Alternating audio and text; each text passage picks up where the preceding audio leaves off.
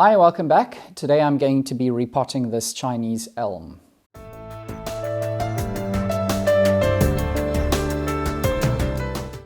So repotting is very often something that people are very nervous, particularly novice bonsai growers are nervous of doing. It is a technique, or it's a step in bonsai which is it's very necessary to do. And knowing when to repot, it can be quite challenging. Different species require more frequent or less frequent repotting. So if you, for instance, are working with conifers, they generally require less frequent repotting.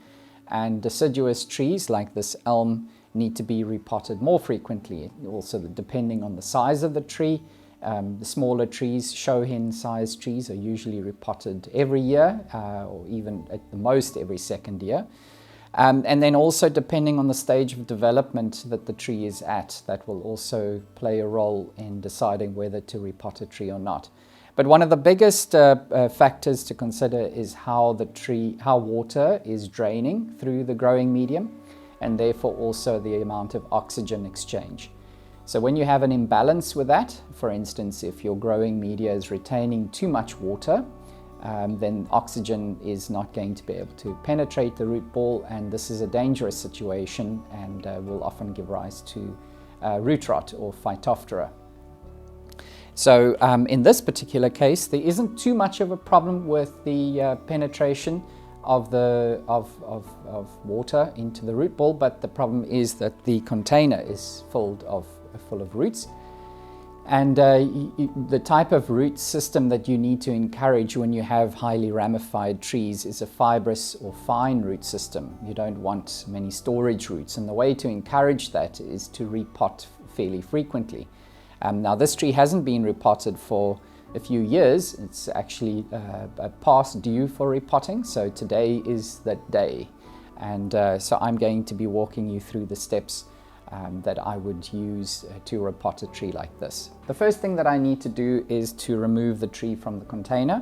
By now the roots would have grown right up until the interior walls of the container, so it will be impossible to lift it out.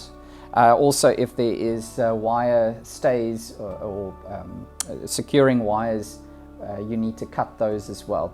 And I always do wire my trees down, so I'll need to cut those wires. But you're going to use a sickle to essentially create a groove between the root ball and the container, which will enable you then to lift the tree out.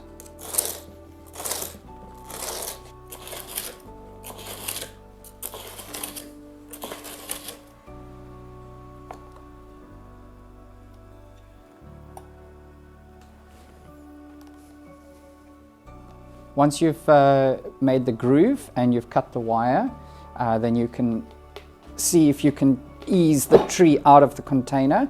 And you want to be careful of where you hold. You don't want to obviously hold onto branches because you might break them. So you want to hold onto the trunk. With cork-barked type species, you need to be careful because you obviously don't want to brush the bark off. So then you might need to hold gently onto a branch or some other place where you're not going to damage the bark.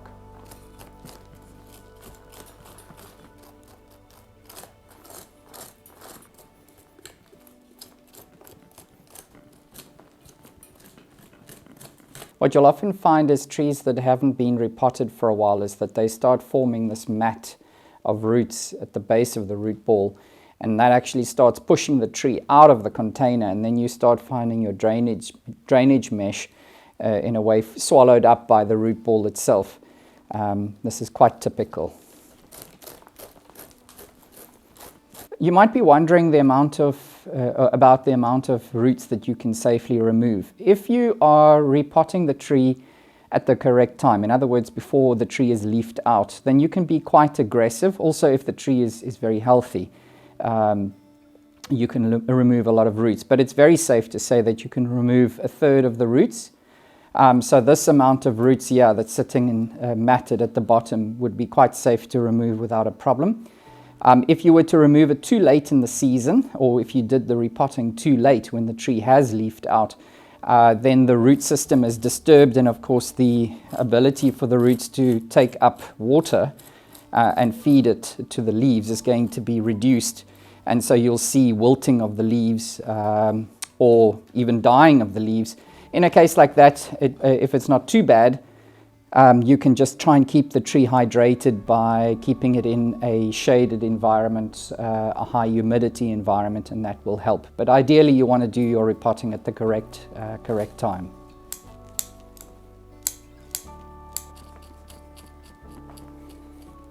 The next step is that you need to carefully, working from the outside or the edge of the root ball, you need to work to the interior and remove any old soil, depleted soil, and at the same time comb the roots out gently. So this is or can be a very time-consuming process, but it's very important because failure to do this will result in this area of the root ball becoming very compacted. So no healthy root development will occur in this zone, the inner zone, and all the root development will happen out here because there's not oxygen penetrating into this area, which eventually becomes more and more of a problem. And it's quite evident when you see trees that are eventually, when repotting is not done correctly or repeatedly not done correctly, you'll often find that the trees look like they're perched on little islands because it's not possible to cut back harshly into the old root system. So it's better to do your repotting thoroughly every time you do expose the roots, and in that way you can avoid that scenario. Another thing to take note of is, as I mentioned, this can take quite some time to work the root ball in this manner. So it's very important that you don't do this work outside in the sun or in an environment where there's a wind or draft, because these roots, these fine roots, will dry out very quickly. Alternatively, you need to have a bottle of water that you can mist the roots every so often just to keep them from drying out. If on deciduous trees, they don't have the same type of coating that you get on conifers, which is sort of their way of protecting their roots to some degree. So these roots, once they are dry, you can consider them to be dead roots, and so they would need to be pruned off. So try to avoid that scenario from occurring and work inside a shaded environment, or keep a misting bottle handy. What I've done is I've taken an old screwdriver and brought it down to a very blunt tip. Some people would refer to something like that as being an ice pick. Alternatively, you can also use chopsticks. They work extremely well as well. But this a chopstick has a tendency to snap after a while. But if you eat a lot of sushi, then that's fine, because you'll have lots of replacements. The elms have a tendency to produce these carrot-like roots, and it's important to remove those or to reduce those in favor of fibrous, finer roots. Otherwise, these are just going to get progressively larger. It's part of the reason why these trees typically need to be repotted every 2 years. When you've got roots like this, which are at the surface, and you have better looking roots below it, you can either remove the root entirely using a root cutter, or otherwise you can keep it, you can just cut it shorter and pin it down with some wire, and then hopefully it'll root from the end of that. So I'm going to reduce this, and I will just put some sphagnum moss around this area to help keep this area moist, and hopefully I'll get some fine roots coming out at this point. The scissors that you're using to trim these roots should not be the same scissors that you're using to cut branches. The environment that roots are found in is quite aggressive for tools, and you could chip the blades quite easily. So you ideally want to have a pair of scissors that's dedicated to your root work.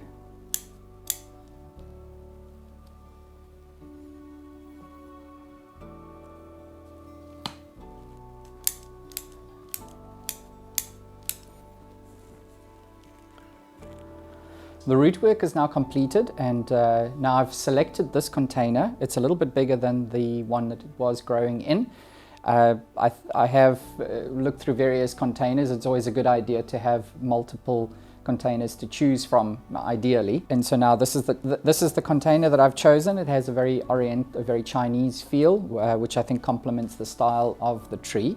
And so now I'm going to be preparing the container for planting the tree. You need to cover these large holes with drainage mesh, of course, and this is to allow excess water to escape. And I'm using plastic drainage mesh, which will not degrade. And the mesh needs to cover the hole quite generously to prevent growing media from escaping, of course, as well. So just cut it a bit oversized. I've cut it very close. You could go a little bit larger if you wanted to.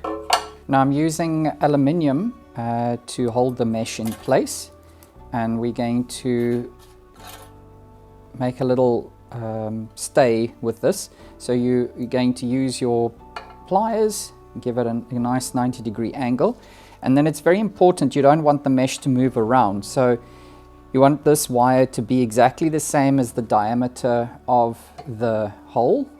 And you bend that up again, and this should fit perfectly in there. It's a little bit tight, and just do that again. And now we have it fitting perfectly. And now you place the mesh over the hole, and you're going to insert the wire through little openings in the diamond of the mesh, and you're going to push that through the container. Once the wire is pushed through, you're now going to bend it flat on both sides so that the mesh is firmly anchored. And then if you've got any excess wire, you can just cut that off. The next step is now to put your wire anchor your anchor wires into the container, and this is to ensure that the tree is not going to move around, be bumped or moved by the wind.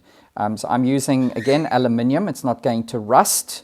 You can use stainless steel wire as well if you've got particularly large trees, but it's much harder to work with stainless steel. That's a little bit more advanced, if I could put it that way. I'm using aluminium. This is 3mm aluminium because it's quite a sizable container as well as quite a big tree. You can use thinner wire. You could probably use, most of the time I'm using 2mm aluminium wire. So you're going to cut off a piece of wire that is long enough to stretch between these two holes. If your container doesn't have holes, then you'll need to use the drainage holes, or you can drill additional holes into the container if you need them. So I'm just cutting 2 lengths of wire.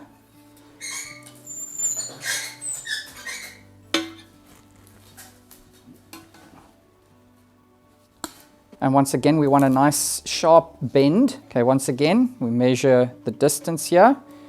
This is just so that you don't get a bend where the wire goes into the hole.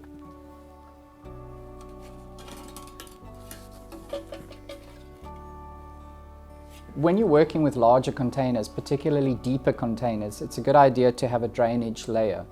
The purpose of this is that you promote a more even drying through the vertical column. If you're using, say, a small particle, so a 3 to 6mm particle to plant the tree into, and you're using that for the full height of or depth of the container, then of course it stands to reason that the growing media at the top of the container is going to dry out a lot faster than the media that is in a much more protected environment or area at the bottom of the container. So what I like to use is a larger particle of the same growing media that I'm going to be planting the tree into. So in my case, I'm using 2 parts akadama and 1 part lava and 1 part pumice. So in the bottom of the container, and that is a small particle, which is 3 to 6 millimeters. So for my drainage layer, for the bottom quarter or so of the container, that is going to be the medium particle size, which is the next size up from the small. It's roughly 6 to 8 millimeters. And so I'm going to spread that evenly across the base of the container.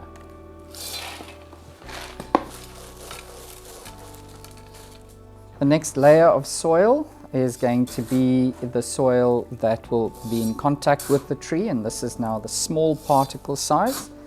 Yeah, you want to make a bit of a mound in the middle, which is where your tree is going to be placed, and then you're going to wiggle it down. So this ensures that there's no air pockets or areas where there's no soil underneath the root ball. Now it's important that your container is level, in other words with a spirit level. Otherwise, if your surface that the container is on is skew and you get the positioning of your tree correct and then you place the container on a level surface, then the tree is obviously not going to be correctly placed anymore. So that's the first thing. And then also make sure that the tree is evenly spaced from front to back, so that you've got the same amount of room for the roots to develop in the front and the back. And then left to right can be slightly off-center depending on the movement of the tree. This tree's movement is from the left to the right. So I'll be placing, and with the canopy extending quite far beyond the container on the right-hand side, but I'm going to be moving the tree to the left slightly. Then you need to make sure that the rim of the pot is more or less at the same height as the base of the tree, or vice versa. So it's a little bit high at the moment. So we're now going to wiggle this down, just turning, you're forcing down, and you're just moving the tree left and right, or clockwise and counterclockwise, until it's at the right angle or the right depth. The wire that you're using to secure the tree should be as invisible as possible. You don't really want to see it, and but it must anchor the tree securely so that wind can't move it around. Otherwise, the new roots that the tree issues will be broken off. So if you're working alone, ideally just loosely anchor the tree and then step back so that you can check the angles and make any adjustments as needed. When you're pulling or when you're tightening the wire, especially with aluminium, it doesn't have a lot of tensile strength. So you want to make sure that when you tighten, you first pull to pull up the slack, and then you tighten down. So you sort of push down as you tighten, almost like a corkscrew fashion. And then you repeat doing that, or repeat that until the wire is as tight as you need it to be to secure the tree from moving. Just going to place a small rubber pad over this area here where the wire is in direct contact with the root, just to protect it slightly.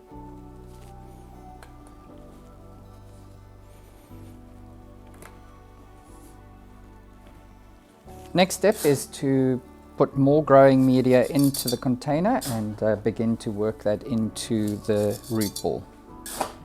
So it's a good idea, just if I demonstrate on this area here, to put a fair amount of media in, and then I've used a blunted stick, or it's just sharpened but very blunt. You can use chopsticks, but on a pot of this size it's going to take a bit long to do the work. So I'm using a thicker stick, and it also has a better ability of pushing growing media into the roots. So the object here is to make sure that you don't have any openings between the roots, sort of air pockets or gaps where there's no growing media. In those spaces you won't have roots forming. So it's important that you get growing media into those gaps. This is another step that you need to apply a fair degree of patience to, because you need to do it very thoroughly to ensure that the tree is properly, that the repotting process is properly completed.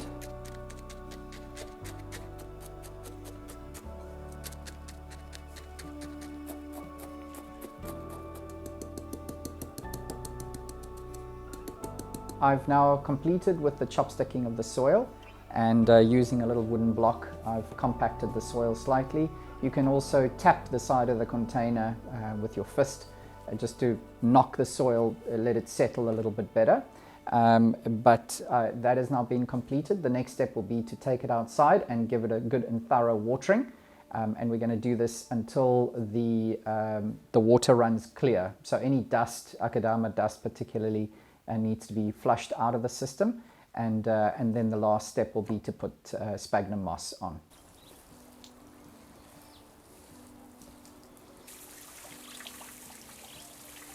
The tree has now been thoroughly watered. We brought it back into the workshop again for the final step, which is to place sphagnum moss. It's a surface dressing. I did do a video on how to make your own top dressing, so please do take a look at that video. I'll link to it now. It'll be in your top right-hand side of your screen. But I'm now going to apply the top dressing. The top dressing encourages surface rooting primarily, and then also stabilizes the soil so that it doesn't move around. And then if there are certain areas like this root that I did prune at the back of the tree, quite short, and I want to make sure that that's kept quite moist, I'll put a little bit more moss in that area. But in the top dressing is dried your green moss, your normal green moss, or a collection of different mosses collected from different trees, was dried and then sifted and mixed together with the grated sphagnum. So that will encourage green moss to then start growing on the surface of the soil. At the moment, the finish is still very pleasing. The Akadama pumice lava finish is still nice to look at, but of course we like a little bit of moss to develop on the surface as well. So let me apply that. I prefer to water the tree thoroughly first and then apply the sphagnum moss, because otherwise the sphagnum moss it has a tendency to form clumps, to be sprayed away quite easily with the water, particularly because it's obviously dry when you apply it. So this way you've done the bulk of your watering on the tree to get the fines out. Then you apply the sphagnum moss, and then you just mist that with a fine pressure sprayer, and then that's fine. That's all you need to do. Otherwise, if you do the bulk of the watering once you've already applied the sphagnum, you can lose it. It tends to go to start going into the soil as well. You lose the top dressing in the growing media if you apply it first and then do a thorough watering.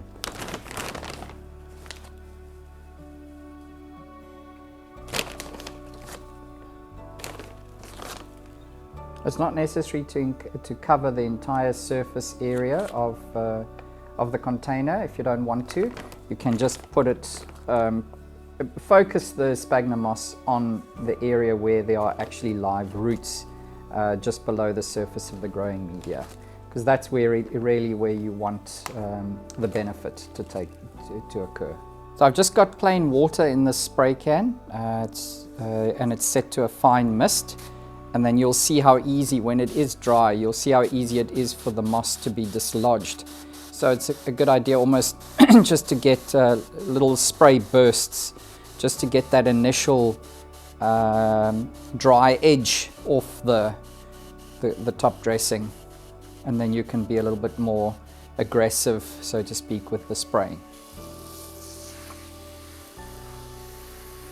And that brings us to the end of the repotting of this Chinese elm. So I hope fortunately we don't have to do it again for at least another 2 years.